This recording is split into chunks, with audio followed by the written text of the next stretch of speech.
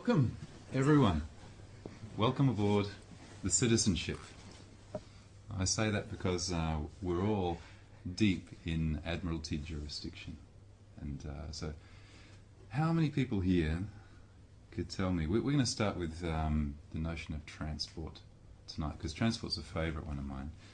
How many people can tell me what they think transport really means? A means to get from A to B, maybe? Good. Well, mechanised transport, vehicles, etc. Okay, vehicles. Just a means to get around. Okay. So, transport, let's take it apart. Transport. Everything in this world is based on this Admiralty jurisdiction. It's all to do with the high seas, vessels, ports, and all of those laws are all basically laws and jurisdictions that come from England originally and are copyrighted, I believe, to the Bar Association or something like that in England. So once you move over the seas, it falls into Admiralty jurisdiction. So when you go into some of the courts and you see flags that have, like this trim on them, this gold trim, you're actually in an Admiralty court. So it becomes something like the high seas here. Now, transport is the transfer between two ports. So what are we transferring here? What are we transporting? Well, Usually, goods and people. yeah, we're actually transporting people. The people themselves are the goods. They're the cargo. So the vehicle or the vessel actually becomes, the road actually becomes like the shipping lane. And so you actually transfer something from one port to another port, and it's regulated by the transport, Department of Transport. Right? So where does this all leave us? Well, we have these things called vehicles that we're told are vehicles, are private automobiles. What they really are another type of vehicle or vessel to ship around the Strawman. So we all have Strawman. Does anyone here not know what the Strawman is? I'm not that clear on No. what the Okay. definition Well, is. the Strawman is probably the first place we should start.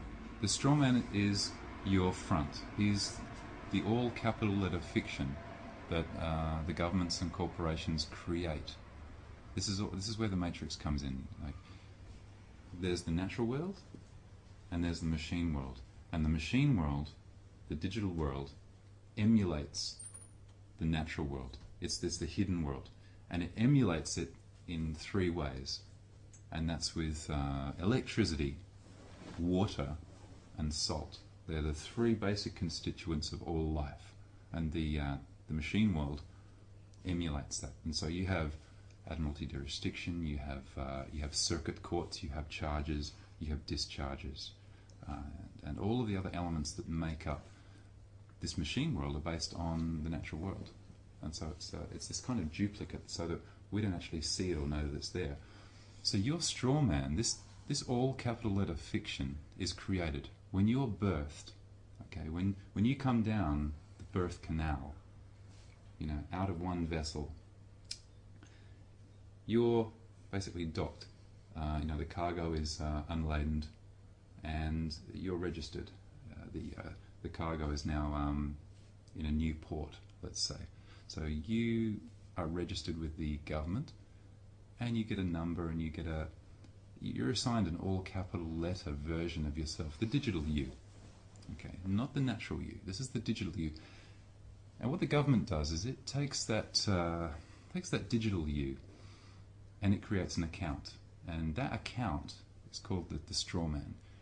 And the government uses that account as it actually takes out a loan, and it becomes a record of your future earnings. So throughout your life, your Strawman will be the transmitting utility through which all commerce takes place in your incarnated form on this planet. Okay. So every time that you move around or do anything, or go out in public, or go to a shopping centre, a centre of commerce, or any of those things, or drive or put into motion an automobile, or in this case a vessel or a vehicle, you're actually complying with, or you might have to go out and get a license and apply for a license, and all these things are regulated. But they are all public, and they are all a part of this system. They have nothing to do with the private realm, which is what you see outside. Parked outside is my private automobile. Okay.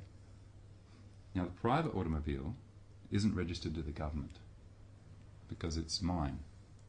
Now if you notice on everyone's license plate, you'll see a number and you'll see a state, because it's licensed to a state within a government. So it's a particular allocation. Okay. Now all of those vehicles that you see on the road are commercial, whether they tell you that or whether they're not, but they're all commercial.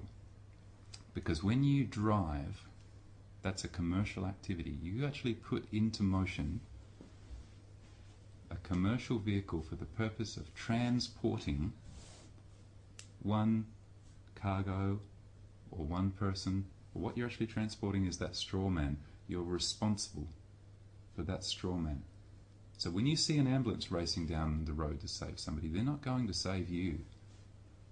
They're actually going to make sure that that straw man is looked after, because that transmitting utility is the real money that the governments have. That's the collateral that they use. They don't have any money. There is no money.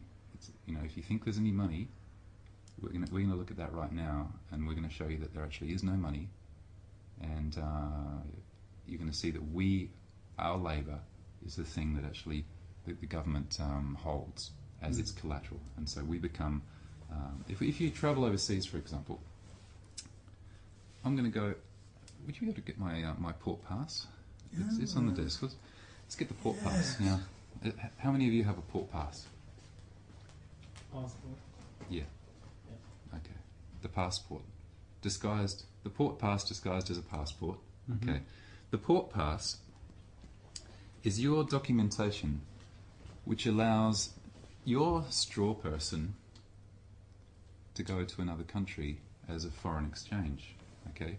You become the self-loading baggage. When you go to a seaport or an airport and you board a commercial airline, okay, you take your straw man and you show your details, your credentials, and it's an exchange. Okay, there's a commodity and it's being exchanged with another country. So of course, there's all these regulations and things. Now, what I've done, just pass this around and have a look. And tell me if you notice anything at all different about my port pass. Now, while it's being passed around, I'm going to write down here something on this bit of this paper here. So this little piece of paper here is going to be money. This is going to become currency. And I'm going to write down here $1,000, and I'm going to pass that over there. There we go. And I'm going to write down on this piece of paper here $100, and I'm going to give that to you as well. Right. Now, I'm going to ask you to sign your name on this piece of paper. And what we're going to do here is we're going to break down. It's an interesting signature. Okay, now you hang on to that, and you give me back the $1,000 piece of paper. Right. What we're going to do here is we're going to create a little bit of a credit card facility here. Right. Let's say our friend over here, I'm going to be the credit card facility, the credit card provider. I could be GE, I could be any one of a number of corporations. This person believes that money is real. So he's going to come to me and ask me for $1,000 credit so that he can go out and perhaps purchase something else, which he doesn't actually realize has already been paid for. It's actually prepaid, because everything is prepaid by the labor of the people who create it. Right? Mm-hmm.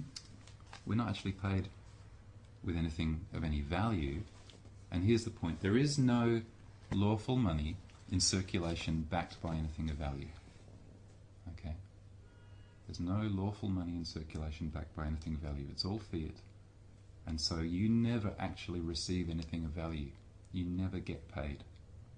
And so if you never get paid, where's the taxable event? There isn't one. So, you're going to come to me and ask me for $1,000 of credit. So I'm going to offer you this credit card, Thank you very much. and I'd like to take from you your negotiable instrument. So could you please hand me your signature? Oh, you don't want the $100? No, not yet. All right. Yeah. I'm going to take the only thing of value that any of us actually have, which is his signature.